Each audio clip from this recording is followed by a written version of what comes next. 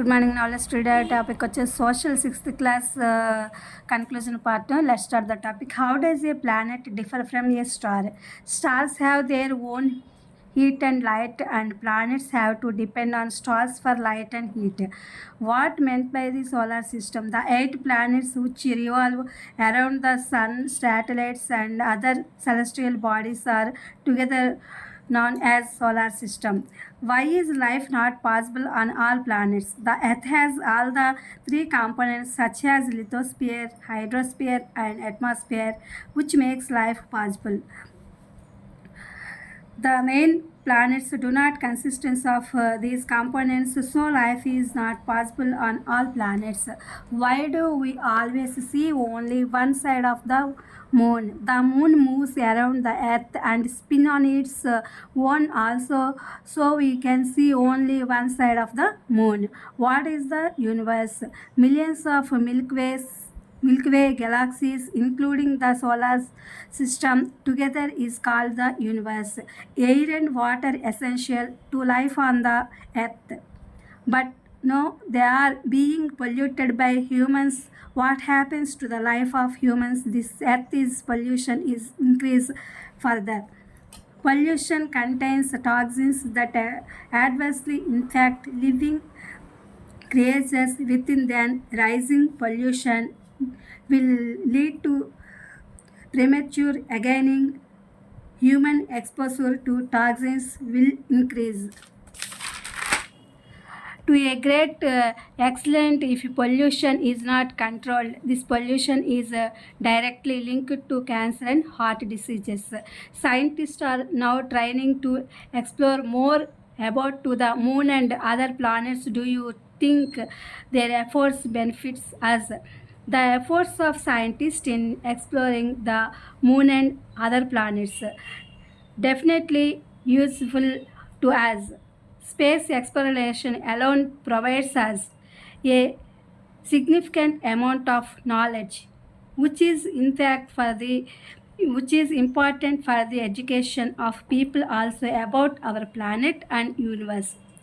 It increases the knowledge about space and the discovery of distant planets and galaxies and gives us an insight into the beginnings of our universe. ఇది friends మనము దీనికి సంబంధించినటువంటి question and answers అనేది నేను conclusion పార్ట్లో ఇచ్చేసాను. ఇప్పుడు చూద్దాము మనము ఇదేంటంటే తెలుగు చూద్దాము. నక్షత్రం కంటే గ్రహం ఏ విధంగా భిన్నమైందంటే నక్షత్రం స్వయంగా ప్రకాశించగలదు, గ్రహం స్వయం ప్రకాశం కాదు. నక్షత్రాలు చాలా పెద్దవిగా వేడిగా ఉంటాయి, గ్రహాలు నక్షత్రాల కంటే చిన్నవిగా ఉంటాయి, అంత వేడిగా ఉండవు. నక్షత్రం స్థిరంగా ఉంటుంది, గ్రహాలు తమ చుట్టూ తాము తిరుగుతూ సూర్యుని చుట్టూ తిరుగుతాయి. నక్షత్రంపై జీవం అసాధ్యము, గ్రహాలపై జీవానికి అవకాశం ఉంది. ఉదాహరణకి భూగ్రహంపై జీవం కలదు అని చెప్పి చెప్తున్నారు. What meant by the solar system? సౌర కుటుంబం అంటే ఏంటి? సూర్యుడు, 8 గ్రహాలు, ఉపగ్రహాలు, గ్రహశకలాలు, ఉల్కలు అని పిలువబడే కొన్ని ఖగోళ వస్తువులు సౌర వ్యవస్థను ఏర్పరుస్తాయి. సూర్యుడు యజమానిగా ఉన్న దీనిని మనం సౌర కుటుంబం అని పిలుస్తున్నాము. అన్ని గ్రహాలపై జీవం ఎందుకు సాధ్యం కాదు అని చెప్పి అడుగుతున్నారనమాట. అన్ని గ్రహాలపై జీవం ఎందుకు సాధ్యం కాదంటే అన్ని గ్రహాలపై జంతువులు, మొక్కలు, మానవులు మొదలైన జీవులు పెరగడానికి, జీవించడానికి అత్యంత కీలకమైన వనరైనటువంటి నీరు, వాతావరణం ఇవన్నీ గ్రహాలపై అందుబాటులో లేని కారణంగా అక్కడ జీవం అనేది సాధ్యం కాదు. మనం కేవలం చంద్రుని యొక్క ఒకవైపు మాత్రమే ఎందుకు చూడగలుగుతున్నాము? చంద్రుడు భూమి చుట్టూ ఒకసారి తిరగడానికి 27 రోజులు పడుతుంది. అలాగే తన చుట్టూ తాను తిరగడానికి సరిగ్గా అదే సమయం పడుతుంది. ఫలితంగా చంద్రుని యొక్క ఒకవైపు మాత్రమే భూమిపై మనకు కనిపిస్తుంది. అందువలన మనము అలా చంద్రుడిని చూడగలుగుతున్నాం అన్నమాట. ఆ విధంగా విశ్వం అనగా ఏంటి? విశ్వం అనేది కొన్ని కోట్లాది నక్షత్రాల, గ్రహాల యొక్క సమూహం అనమాట. ఎంతో పెద్దది, ఊహించడం అనేది చాలా కష్టమైనదిగా ఉంటుంది. దాని గురించి మరింత తెలుసుకోవడానికి శాస్త్రవేత్తలు ఇంకా ప్రయత్నిస్తారు. దాని పరిమాణం మనకు ఖచ్చితంగా తెలియదు, కానీ మనమందరం ఈ విశ్వానికి చెందిన వారమని మాత్రమే మనకి తెలుస్తోంది అని చెప్పి చెప్తున్నారు. భూమిపై జీవించడానికి గాలి, నీరు చాలా అవసరం, కానీ ప్రస్తుతం అవి మానవులచే కలుషితం చేయబడుతున్నాయి. కాలుష్యం ఇంకా పెరిగితే భూమిపైన జీవులకు ఏమి జరుగుతుంది అని చెప్పి అడుగుతున్నారు. కాలుష్యం పెరిగితే కనుక వాతావరణంలో ప్రాణవాయువు అనేది తగ్గిపోతుంది. బొగ్గపులుసు వాయువు, కార్బన్ డయాక్సైడ్, గ్రీన్ హౌస్ వాయువులు పెరిగిపోతాయి. భూగోళం అనేది వేడెక్కుతుంది. వాతావరణంలో సమతుల్యత అనేది దెబ్బతింటుంది. అతివృష్టి, అనావృష్టి పరిస్థితులు అనేవి ఏర్పడతాయి అని చెప్పి చెప్తున్నారనమాట.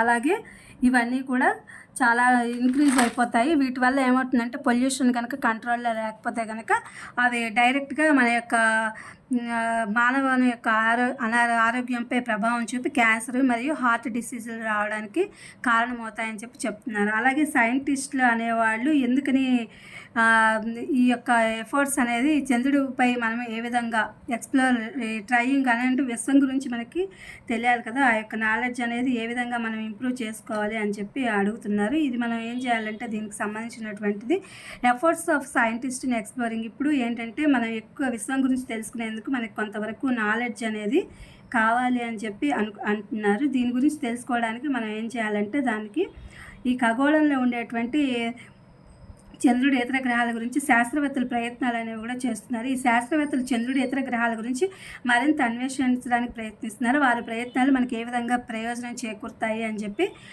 అనుకుంటున్నారు అని చెప్పి అంటున్నారు. చంద్రుడి ఇతర గ్రహాల గురించిన శాస్త్రవేత్తల ప్రయత్నాలు మనకు ఖచ్చితంగా ప్రయోజనం చేకూరుస్తాయని నేను అనుకుంటున్నాను అనమాట. ఇది మనం ఓన్గా రాయాల్సిన క్వశ్చన్. చంద్రుడి ఇతర గ్రహాలపై జీవం ఉన్నదో లేదో మరి జీవించడానికి అవసరమైన అనుకూలత గురించి తెలుసుకోవచ్చు.